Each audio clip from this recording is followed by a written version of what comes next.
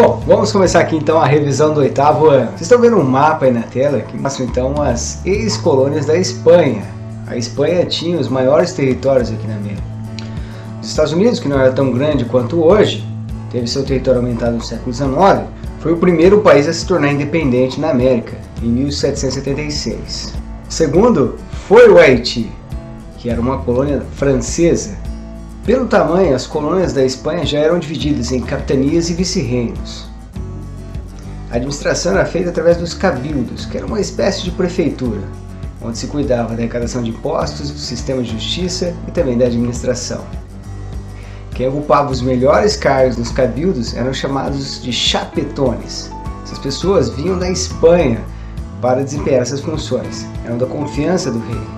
Já os nascidos na América eram chamados de crioulos. Eles até tinham terras, produziam, comercializavam, mas não ficavam com esses melhores cargos.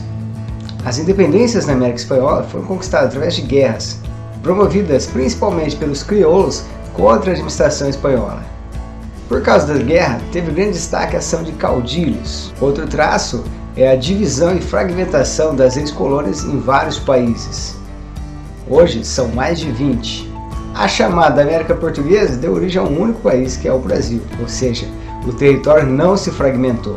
Além disso, no Brasil a independência ocorreu de forma pacífica. Não que não tenha havido tensões, mobilização de exército, mas de fato nenhum tiro foi disparado para se alcançar a independência. Vamos ver em detalhe o caso brasileiro. A história da independência do Brasil começa com o bloqueio continental decretado por Napoleão Bonaparte à Inglaterra. Os portugueses, que já comercializavam com os ingleses, não tinham condições de romper com os ingleses e nem de enfrentar os franceses, por isso decidiram fugir e partiram então para o Brasil. Eles chegaram aqui em 1808 e já declararam os portos brasileiros abertos às nações amigas, isso quer dizer a Inglaterra. O Rio de Janeiro foi transformado em sede do Império Português e com isso a cidade ganhou várias construções de museus, bibliotecas, teatros, instituições culturais que não haviam na colônia. Em 1815 o Brasil é declarado Reino Unido a Portugal e Algarves. Isso representou o fim formal do status de colônia do país. Alguns anos depois, Dom João VI, príncipe regente, é coroado rei, e isso se deu aqui no Brasil, o que era emblemático, pois ele poderia ter escolhido Lisboa para isso, mas preferiu Rio de Janeiro.